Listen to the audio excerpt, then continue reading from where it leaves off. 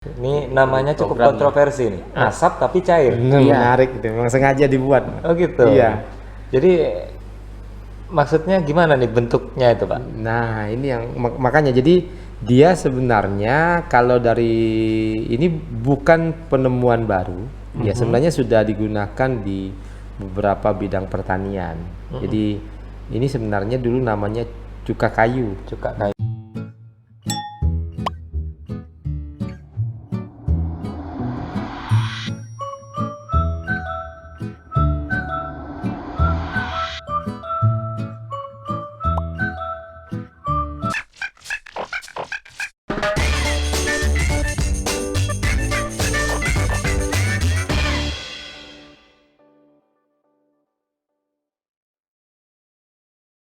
Yo, kembali lagi bersama saya Mas Ki di acara siniar kesayangan kita, Podcorn, Pontianak Podcast Corner.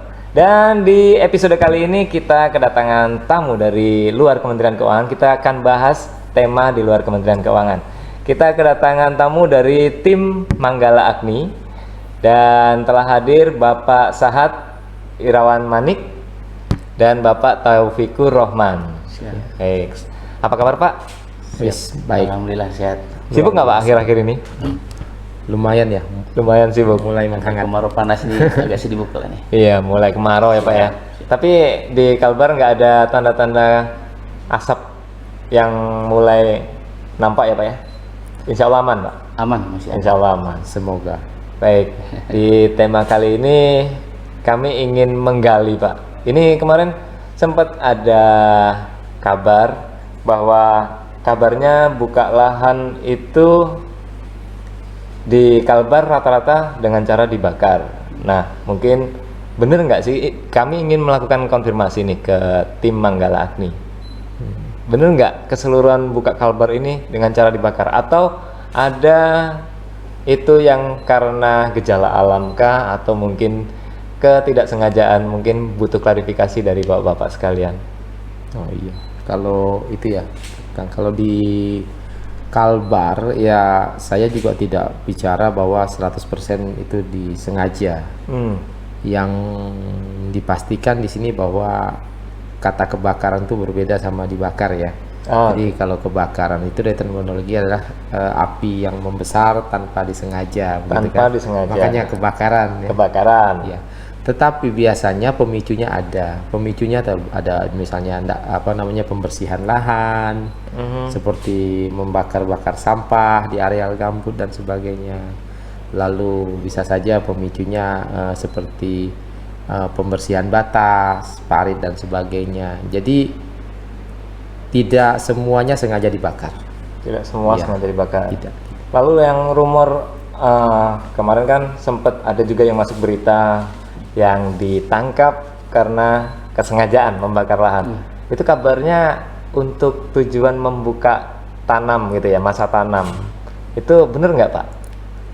Ya mungkin kalau untuk itu penegakan hukum ya terhadap para pembakar ini memang ada ya di Ada. Kalbar memang ada. Cuman memang ada yang kebakaran itu ada dua faktor ya, ada yang disengaja dan ada yang disengaja. Jadi yang tidak disengaja itu ya tidak disengaja gitu kan. Terus yang sengaja juga ada dua ya kalau menurut kami. Jadi yang sengaja memang sengaja dia bakar dengan catatan dia supaya dia biaya murah. Iya murah. Terus dengan waktu yang singkat dan tenaga tidak banyak ya. Itu sengaja berarti memang dia sengaja gitu kan. Dia melabrak aturan yang ada. Ada juga yang sengaja lalai, sifatnya lalai gitu kan. Nah, jadi mungkin kadar kesalahannya itu lalai, misalnya dari puntung rokok ya, apa yang disampaikan Pak Saat tadi bicara dia membuka Buang sembarangan gitu Pak. puntung rokok sembarangan. Jadi memang betul apa yang dipertanyakan tadi untuk yang oknum-oknum tadi memang ada dan melalui proses dan itu mungkin kewenangannya ada di wilayah hukum di instansi terkait ya. Iya, urusan kepolisian itu ya Pak ya. Siap. Lalu rata-rata biasanya membuka lahan dengan dibakar ini biasanya untuk tujuan apa gitu Pak? Apakah benar hanya untuk menanam atau ada tujuan lain yang mungkin tim Manggala Agni sudah dapat informasinya? Ya, kalau tujuan pembakar itu banyak berdasarkan hasil daripada kegiatan teman-teman Manggalangi. Ini sebelum saya ke sana, Manggalangi kan hampir setiap berkala kita turun ke lapangan, ketemu masyarakat dan melihat. Jadi salah satu penyebabnya memang pembersihan lahan. Kita sebut pembersihan lahan karena tidak semuanya lahan baru yang dibuka ya. Gitu. Oh gitu Pak. Ya, jadi pembersihan lahan itu maksudnya ketika dia mau mulai tanam baru, dia harus dibersihkan. Nah, di areal gambut pembersihan lahan itu sangat berbahaya kalau tidak dijaga kan, karena dianggap paling murah dan mudah itu dengan dibakar, orang bakar. Itu yang pertama.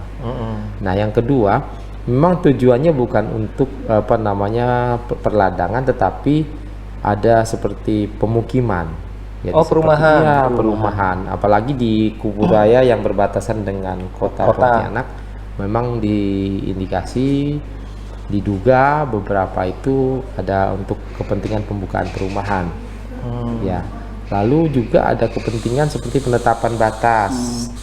Maksudnya dalam beberapa kita lihat beberapa kepentingan masyarakat untuk membersihkan lahan dan menentukan batas-batas mereka melakukan pembakaran.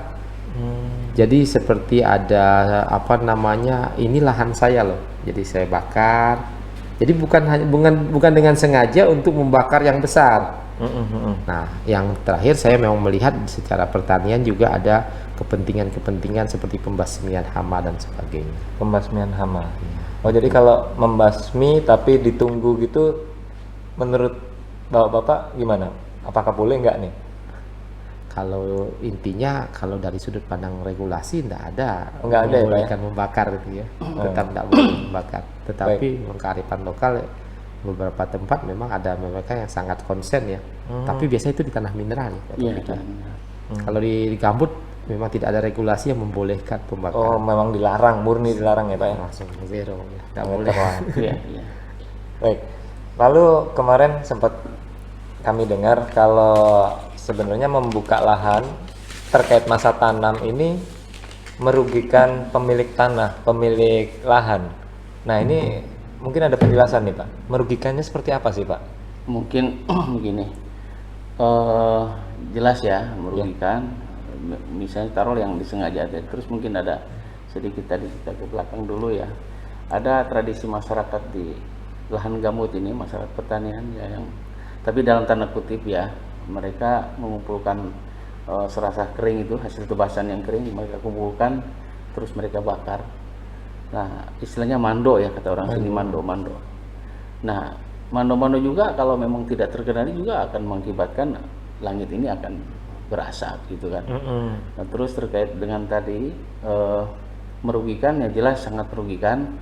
Misalnya begini, saya punya lahan, terus saya dengan iseng misalnya kan membersihkan habis tebasan lalu dibakar, lalu datang angin yang sangat besar sehingga ada istilah api loncat ya, atau merembet ke lahan yang lain. Nah, di mana lahannya juga misalnya ada tanaman yang udah hidup, apalagi sudah berbuah atau yang siap panen, misalnya jagung, padi dan lain sebagainya. Nah, itu tentunya ada sanksi hukum yang dia terima ya, paling tidak ada adat ya, adat. Nah, itu berarti merugi ya. Satu. Yang kedua, dari regulasi juga ada, bahkan di Pergub 103 2020 Peraturan Gubernur Kalbar kita di pasal 7 itu udah sangat jelas bahwa tidak ada pembakaran di lahan gambut. Artinya ketika ada kebakaran dan orangnya ada, ya harus tetap diproses. Jadi rugi gitu kan. Rugi. Yang tadinya mungkin supaya biaya murah, waktu singkat, dengan tenaga yang tidak banyak dengan cara bakar, akhirnya karena apinya sangat meluas kemana-mana sehingga dia berhadapan dengan hukum adat dia sendiri dan hukum nasional gitu. Itu mungkin. Lalu kalau yang isunya Manggala Agni punya terobosan bagaimana cara membuka lahan tapi tidak membakar, ini gimana Pak? Mungkin ada bocoran untuk kawan kami. Siap. Mangal ini tentunya ada namanya program PLTB ya, pembukaan lahan tanpa bakar, di mana salah satu program yang kita sodorkan kepada masyarakat yaitu pembuatan asap cair. Ya. Asap cair. Asap cair itu atau cuka kayu ya. Cuka kayu. Mungkin nanti Pak Syed bisa menambahkan karena beliau sangat brilian di ide ini. Bahkan di tanggal 9 nanti ada webinar ya. Mudah-mudahan.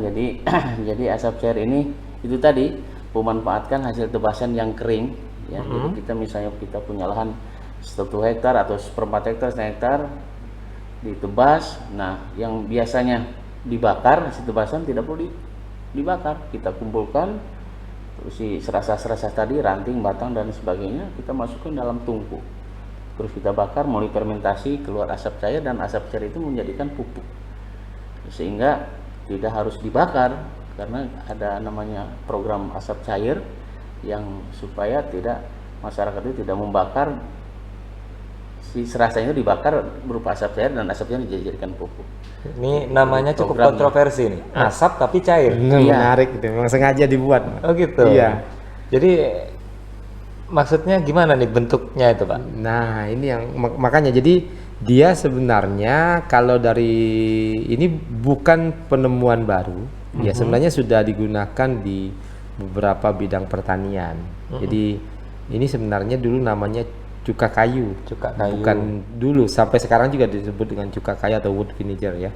Nah, cuka kayu ini adalah hasil dari yang dibilang Pak Taufik tadi. Jadi ladang yang biasanya dibakar, Betul. itu ada pekerjaan sedikit dengan ditebas saja. Tebas saja. Ditebas semua serasa kayu-kayu, limbah-limbah tebasan itu dimasukkan dalam drum, tungku pirolisator. Seperti pembuatan kompos gitu, Pak. Berbeda. Ini Berbeda. seperti proses kalau kita itu pemisahan air dan asap. Jadi kalau kita itu mungkin kalau di tradisional tuh pembuatan bisa jadi seperti apa namanya, kalau saya lihat tuh mungkin arak, Arang. tungku pirolisator. Jadi dia proses kimianya itu. Jadi dia dibakar di dalam tungku, lalu nanti dipisahkanlah asap dan airnya. Air inilah yang dinamakan cuka kayu. Nah, kan ada proses itu kita buat biar lebih menarik dinamakan asap cair. Pemisahan. Nah, dibakar di dalam tungku ini membuat asapnya itu teredus hampir 80%. Jadi kalau sah-sah itu atau ladang dibakar itu kan asapnya besar Asap kemana-mana. kemana-mana. Betul. Nah, kalau dikelola di dalam tungku atau dipanaskan di dalam tungku itu dia yang keluar paling banyak 20%. Karena dia ada asap. Nah, selain dapat asap cair, itu ada hasil ikutannya. Ada dapat arang, macam-macam.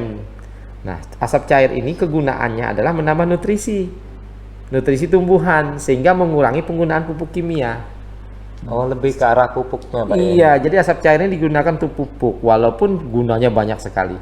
Kalau dibuka di YouTube, kita sudah jual online untuk kalbar, untuk asap cair ini. Sudah ada di Shopee dan di beberapa media, apa namanya, kalau itu e-commerce ya, saya kurang itulah di penjualan online. Jadi kita ada. Jadi kegunaan dari asap cair ini selain nutrisi makanan, nutrisi tanaman, juga bisa kalau yang grade yang lebih tinggi lagi bisa obat luka, bisa pengawet makanan, pengental karet. Mungkin masih ingat zaman dahulu ya, kalau kita di kampung masih pernah mengingat kalau kita camping atau bakar api unggun, kita sering sekali mengambil getah-getah yang keluar dari kayu yang ketika sedang merintik terbakar itu. Kita mungkin sering lihat ada api, kayu api, Ada berbusa-busa gitu. ada berbusa-busa, itu dioleskan ke luka-luka. Oh, gitu, Pak. Sebenarnya itu proses alami, itu salah satunya ya manfaatnya. Jadi cuka kayu itu. Jadi itu untuk obat juga. Jadi tetapi kami tidak ke situ. Pada intinya adalah sebenarnya merubah kebiasaan kita supaya tidak membakar di mindsetnya tidak membakar di ladangnya atau di kebunnya. Lalu untuk masyarakat Pontianak Kuburaya sendiri sudah sejauh mana menerima informasi ini, Pak? Banyak. Sudah banyak. Bahkan kami mempunyai kelompok tani ya. Kelompok tani khususnya di Kabupaten Kuburaya, di Kecamatan Rasojaya itu sudah hampir semua kelompok tani menggunakan asap cair. Dan kami mempunyai testimoni tentang keberhasilan asap cair ini di tanaman padi. Kami punya tanaman padi juga di markas sana, terus melon juga ya, melon sudah punya testimoni kegunaan asap cair. Nah, jadi artinya masyarakat khususnya masyarakat petani ya sudah tidak asing lagi terhadap asap cair ini. Gitu. Banyak kelompok tani ya. Dan bukan hanya kelompok tani sih, instansi terkait juga termasuk TNI Polri. Jadi para dan ramil kapolsek khususnya di Kabupaten Kuburaya, Landak, Mempawah itu membuat tungku asap cair yang disampaikan Pak Sahat tadi. Mereka lihat ke kita bagaimana cara pembuatan tungkunya, terus Nyoba kita di rumah. praktekkan, mereka bikin sendiri. Mereka sendiri, dan mereka juga bahkan di kepolisian daerah ini kan ada Babinsa, Babin Kaptimas. Iya. Di mana kan mereka dua itu kan dekat ke masyarakat. Nah, sama edukasinya ke situ. Tunggu cair supaya tidak membakar lahannya, lebih baik si serasa-serasa masukkan ke tunggu deh. Asap cair dijadikan nutrisi tanaman itu. Lalu kalau kejadian-kejadian yang ya sampai sebelum pandemi itu sering terjadi kebakaran hutan itu gimana, Pak? Masyarakat yang masih melakukan pembakaran atau mungkin ketidaksengajaan itu bagaimana nih? Ya, kita tidak bisa juga bilang 100% bahwa masyarakat sudah tidak membakar. Iya. Jadi masih saja ada mungkin 1-2. Iya. Nah, banyak sekali latar belakang itu dilakukan, seperti karena dianggap murah itu tadi. Oh, Kalau bakar itu dianggap mudah dan murah itu kan cukup dengan korek api dan sebagainya ya. jadi Sedikit lebih rumit untuk pembuatan asap cair ini, Pak? mereka merasa membuat asap cair ini perlu proses. Oh, prosesnya. Ya, mereka ya. kan namanya merubah perilaku ini kan tidak semudah itu ya. Jadi kita bersama teman-teman penyuluh. Jadi masih ada yang masih membakar. Tetapi persentasenya makin ke tahun kita akui menurun. Berkurang. Iya, berkurang, jauh berkurang. Walaupun masih ada tapi berkurang. Itu dalam tanda kutip kami melihat hanya kita kalau berpikir nawacita memang kita belum bisa bertemu langsung, belum bisa berkolaborasi langsung dengan masyarakat itu, atau program kita belum sampai. Ketika sampai, harapan kami dari kenyataannya yang sebelum-sebelumnya 10-30% biasanya masyarakat tertarik untuk membuat cuka kayu atau membuka lahan tanpa bakar. Jadi kalau masif saja setiap pertemuan bisa 10%, Iya. 30%, mudah-mudahan lama-lama itu. Karena luas ya, Mas. Iya. Ya kan Ini kawan untuk- kami ya bisa mendengar itu. Ya, untuk area Kalbar luas, Pak ya. Luas sekali. Kalau untuk nasional sendiri kan kita tahu bahwa kejadian asap sampai ke negara tetangga ini Ya. tidak hanya dari Kalbar ya, Pak ya. Ada yang dari Riau. Apakah ya rekan-rekan masyarakat Riau juga tahu fungsi dari asap cair ini, Pak?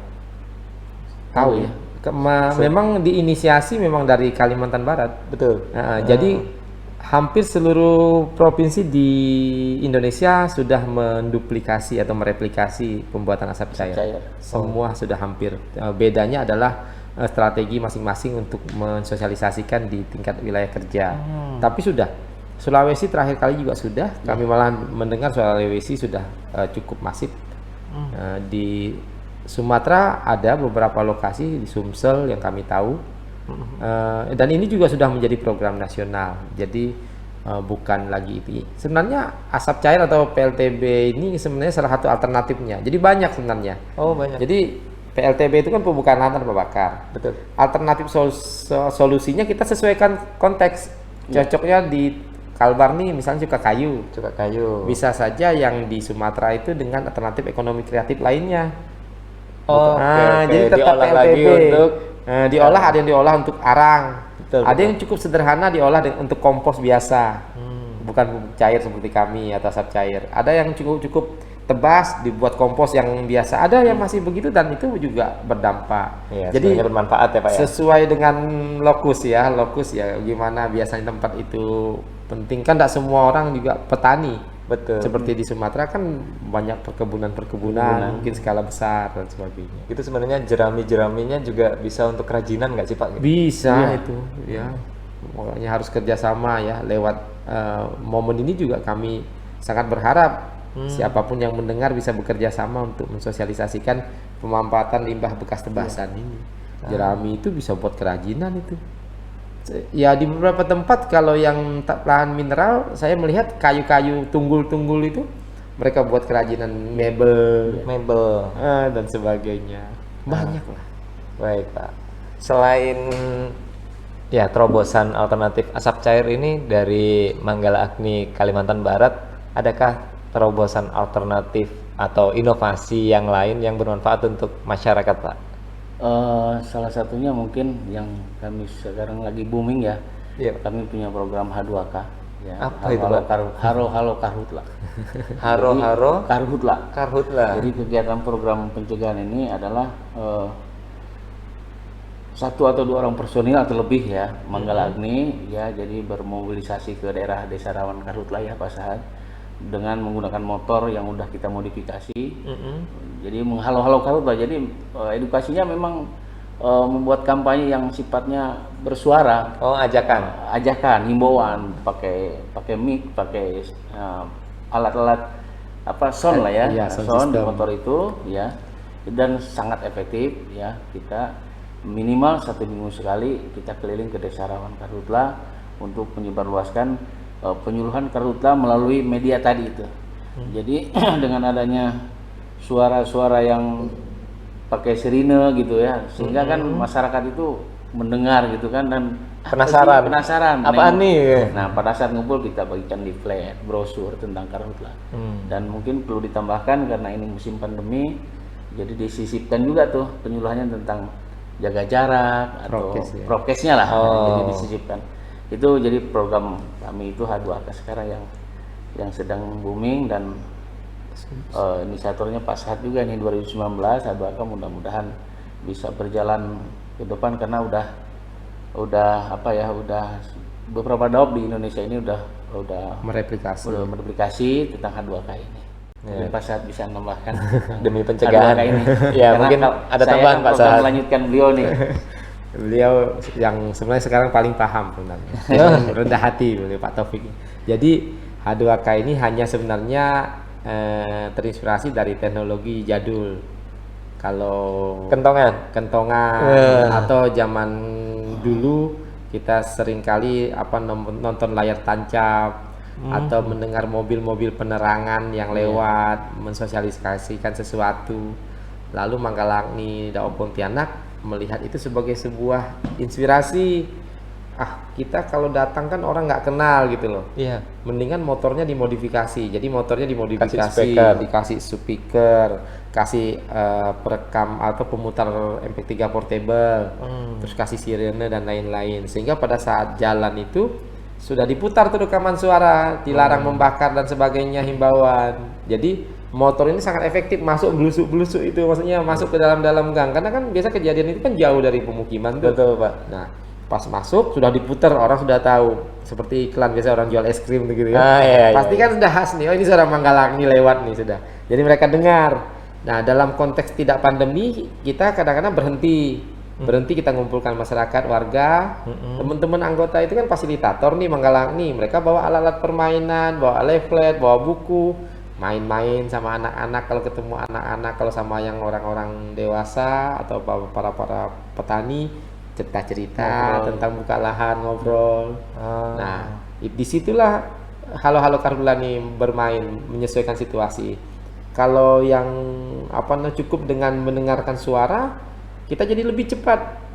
Jadi kita lebih cepat kan dengan lewat. Jadi banyak desa bisa kita jangkau dalam satu waktu. Iya, Pak. Kalau dulu kan manual nih, kumpulin orang kapan Kumpulin bisa orang, ketemu gitu ya. Kita Suratin rapat. kepala desa. Iya, ya halo-halo ini kayak kalau jual tahu bulat tuh tahu bulat. Oh, iya. Jadi kami terjemahkan ide ini begitu. Sampai kami juga buat lagunya. Kalau di YouTube sejak 2019 sudah ada lagu Halo-Halo Karhutla pun ada. Kita buat seserius itu kita. Itu lagu untuk anak-anak atau untuk dewasa, Pak? Lagu ini untuk mengiringi patroli. Jadi untuk siapapun. Judulnya Halo-Halo Karhutla. Segala umur. Silakan bagi kawan kami ya. Kawan kami ya kalau di Kawan kami. Jadi silakan bantu kita dengan like dan subscribe ya YouTube kita. Jadi ketik aja Halo-Halo Karhutla pasti muncul tuh. YouTube filmnya, kegiatan-kegiatan Halo-Halo Karhutla maupun lagu kita.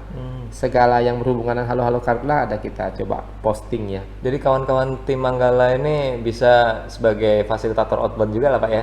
Sangat bisa. Sangat bisa. Kita memang di lingkungan hidup dan kehutanan. Kita kan Kementerian Lingkungan Hidup dan Kehutanan.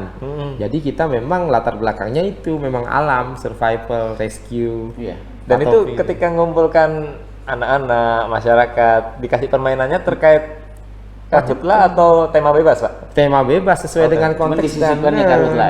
tetap ada muatannya Karhutla. Yang penting menarik minat untuk ngumpul gitu ya, senang Pak, ya? dulu lah. Oh, senang Biasanya dulu. anak-anak tuh senang mereka. Datang hanya bawa bola-bola kecil dan tali-tali pun main dengan tali tali temali sudah senang.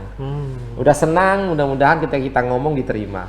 Iya. Kami sih bangga ya sampai hari ini apresiasi atau tangkapan masyarakat terhadap apa yang kami lakukan cukup baik. Kami yakin kenapa belum bisa maksimal itu kan hanya karena keterbatasan kemampuan mereka Iya, dalam memahami. dalam memahami. Ya itu jadi sekarang Pak Taufik dan timnya nih yang punya warawiri dengan advokat. Dan alhamdulillah markas kami sering kedatangan kunjungan dari anak-anak TK.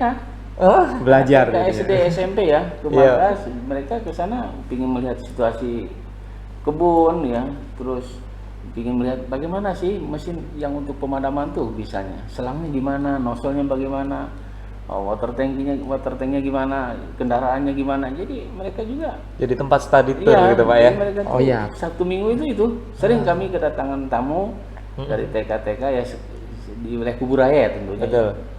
Edukasi kepada anak-anak TK ataupun SD gitu ya.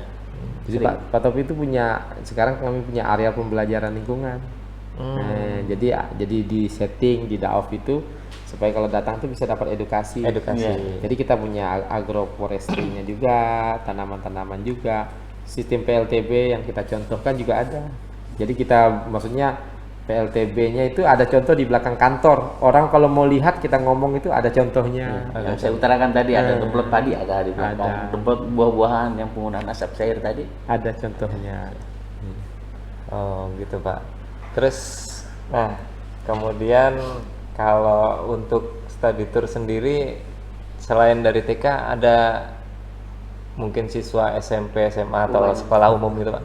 Bahkan tingkat mahasiswa juga. Mahasiswa juga Pak? Mahasiswa Untan ya untuk akhir semesternya ngambil prakteknya sering. Di tempat Bahkan kami dari Bogor juga, dari IPB Bogor ya, sering mereka datang ke markas untuk meneliti tentang lahan gambut yang terbakar bagaimana. Bahkan tidak ini untuk S2-nya misalnya kan ambil disertasinya itu tentang lahan gambut terbakar ya di markas kami. Jadi pusat ilmu ya Pak ya? Iya, kami membuat menjadi seperti Center of Excellence. Itu memang cita-cita kami. Jadi tempat edukasi juga. Jadi tanpa bermaksud membanggakan, kami senang ada yang menghormati, mengapresiasi kami sampai-sampai sekelas Badan Diklat pun memagangkan stafnya untuk dilihat Manggalarni, membangun lingkungannya, memberi edukasinya caranya seperti ini, seperti program-program yang kami bangun. Ya, dan kami dengan segala bangganya juga beberapa tahun terakhir sampai bukan hanya dalam negeri, maksudnya kita dikunjungi oleh Jepang. delegasi luar negeri malahan. Oh, negara mana nih, Pak? Norwegia, Norwegia. Kongo, Peru, ya beberapa Afrika, negara-negara. Iya. Tim Manggala Agni Kalbar ini Pak? Yang didatangi. kita jadi jadikan tempat untuk kunjungan belajar, termasuk Amerika ya terakhir ya. Nah, jadi kami juga senanglah diapresiasi upaya sederhana yang kami buat bisa jadi contoh untuk edukasi ke banyak orang. Kawan kami ini pun silakan kalau mau main-main dari berbagai latar belakang, kami terbuka ini Pak Taufik dan kawan-kawan. Walaupun hanya sekedar berkunjung, singgah. Jadi tanpa perlu bersurat Pak? kalau kami siapapun singgah ya nggak mungkin ditolak. Oh, kalau cuma datang baik. lihat ya siapa. Tapi kalau memang rombongan resmi mau mendapatkan sesuatu yang terprogram ya sebaiknya bersurat. Baik. Tapi kalau yang datang singgah ya Pak Taufik tangan terbuka lah, kita orang Siap, timur ya. Kopi ada ya, kecuali jagung rebus ya. Kacang rebus. Hasil bumi dari PLTB itu. Ya baik Ya, Pak. kalau itu memang kami kembangkan itu di Daop Pontianak. Tapi tidak cuma Daop Pontianak, terus terang saja. Di Daop Ketapang ya, Daop Ketapang, Singkawang, Sintang kami juga sama. Jadi kami Center of Excellence. Kami mencoba ibaratnya mengembangkan atau mensosialisasikan karhutlah dalam sudut pandang yang berbeda. Kami mungkin menggunakan istilah sisi lain Manggalarni gitu. Jadi bukan hanya pemadaman saja. Iya. Ya, jadi itu kerjanya. Ya sebelum acara ini diadakan saya pun taunya tim pemadam kebakaran itu memadamkan kebakaran yang rumah-rumah, toko-toko. Barulah di Pontianak ini tahu kalau ya lahan hutan. Iya, pasti orang, dan tidak salah memang karena mungkin juga kami tidak terlalu sosialisasi dengan itu. Nah, makanya pelan-pelan kami bekerja sama lah dengan BPBD ya, Iya. dengan KPH kalau dari TNI Dinas Polri Kehutanan, lah. TNI Polri sehari-hari itu. Kalau TNI Polri sih memang nongkrongnya sudah dengan teman-teman Manggalankni. Seperti hari ini ketika kita sedang diskusi ini, Iya. itu TNI Polri, MPA Manggalankni itu sedang patroli terpadu nih, Iya. ngepost di desa-desa patroli tadi, sosialisasi tadi. Sekalbar 24 desa ya sekarang. Sekalbar 18. 18 desa. 18 desa. Sedang berlangsung sekarang. Walaupun pandemi tetap digalakkan patroli, Pak. Oh, tetap, tapi dengan protokol. Baik. Karena api tidak melihat pandemi. Kalau pandemi tidak Jadi menghalangi. personil patroli itu 5 orang ya, Manggalankni 2 orang, TNI Polri 1 orang, dan masyarakat desa setempat. Nah, Sedang 1 bulan dari mulai 31 Mei. Mei sampai dengan 29 Juni nanti. Ini nongkrong ini mereka. Mereka sedang mobilisasi di desa rawan sekarang, di 18 desa sekalbar. baik. Mungkin ada satu yang informasi yang perlu Pak ini ya, kita ini salah satu daop Pontianak ini salah satu daop di Indonesia ini yang pernah dikunjungi Bapak Presiden. Ya, Bapak Jokowi. Iya, sa- salah satu daop ya, mungkin hanya Pontianak ya yang dikunjungi ya. secara formal ya. Formal ya beliau. Jadi membuat kami Makin apa semangat makin juga ya. semangat lah gitu ya didatangi soal. Ibu Menteri Menteri sering. sering malah visit. Parah itu. Jadi itu memotivasi kami juga untuk berbuat ya, teman-teman kami lah terutama. Teman-teman kami dipadukan dengan kawan kami ya. Wah, nanti akan menjadi bagus itu. Kami bener sangat butuh bantuan. Contohnya kami menggandeng teman-teman duta-duta pariwisata, duta-duta lingkungan untuk bantu sosialisasikan, edukasikan tentang bahaya karhutla, bagaimana cara mencegah. Jadi kami betul-betul memang senang.